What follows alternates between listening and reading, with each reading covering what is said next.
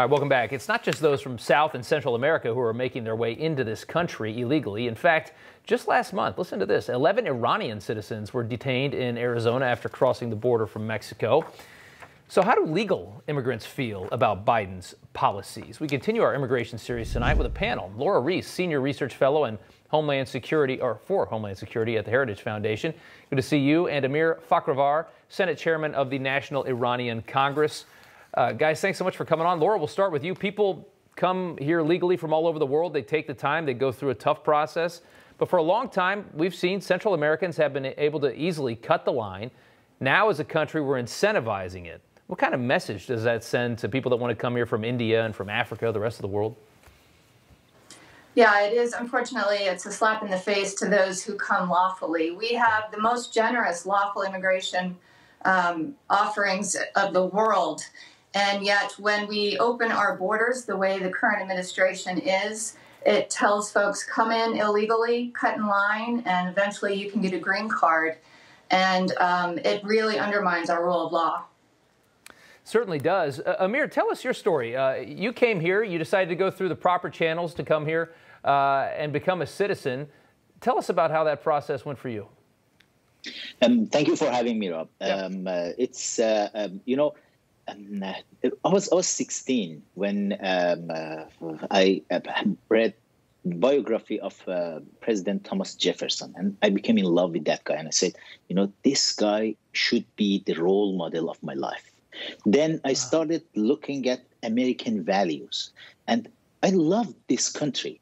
And then my student activity was started. Then I went to medical school. I went to law school. I was arrested 19 times in Iran.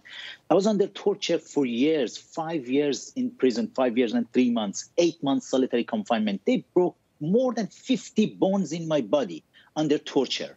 And my body was destroyed when I came here. Then I escaped prison. Escaped Evin prison, the notorious Evin prison, escaped the country, and with the help of some very powerful American friends, because some documentaries have been made about my life and my organizations, student organization in Iran, was on air on PBS, then I could come to United States. I couldn't believe it. When I came for the first time in Washington, D.C., I went to the Jefferson Memorial, and I looked at that man and said, oh my God, I'm here right now. Let's make Iran something like United States. Let's introduce the values of Americans to Iranian people. And for me, with all those views, it took 15 years to become American citizens. Wow. And you know what? That's a story. And it was very, very hard to go to all these paths. And then the Democrats, they destroyed me and the people like me in this country because because the Republicans, they helped us to come. And, you know, when I came to United States, I couldn't speak English. I couldn't understand. I didn't know what is the war between Republicans and Democrats. But the Democrats didn't care. They just destroyed me. Mother Jones, Laura Rosen, all those far left liberals, they attacked me. They made a lot of stories, fake news about me. I said, what they are doing? I was 16 when I went to jail. And for the 14 years of my life, I was under torture. And then they are saying these things about what they... And when I got the approval to be citizen, you won't believe it. The first email I received was from Democratic Party. And then I didn't want to be part of that party. Then I realized, the immigration, they are sharing the information of all immigrants with the Democratic Party, not with the other party.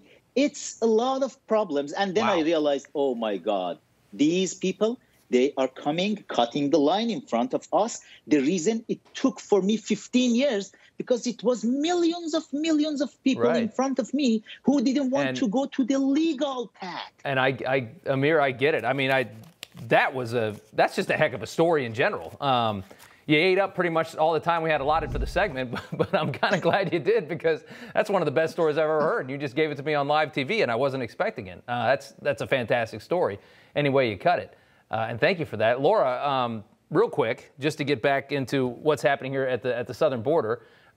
It's not just happening at the southern border. You have people coming in, flying in here. A lot of people come from China. They fly here, they stay. You've got these overstays, 676,000 in 2019. That's a lot of people, too. It's just another way to come here illegally, right? Yes, and actually the overstay rate overshadows the number of immigrants who cross illegally along our southern border. So it, too, is a real problem. And Amir's story was so compelling, but unfortunately the Democrats right now, they are not telling people to come here lawfully. They're just opening the border and encouraging illegal immigration and really doing a disservice to those who wait to come here lawfully. It's so true. That is all the time we got for this. Laura Reese, Amir Fkhravar. Amir, again, one of the best stories I've heard. Just an incredible story of coming to this country. I thank you so much for telling it to us. Thank you guys both so much for your time. We do appreciate it. Thank you.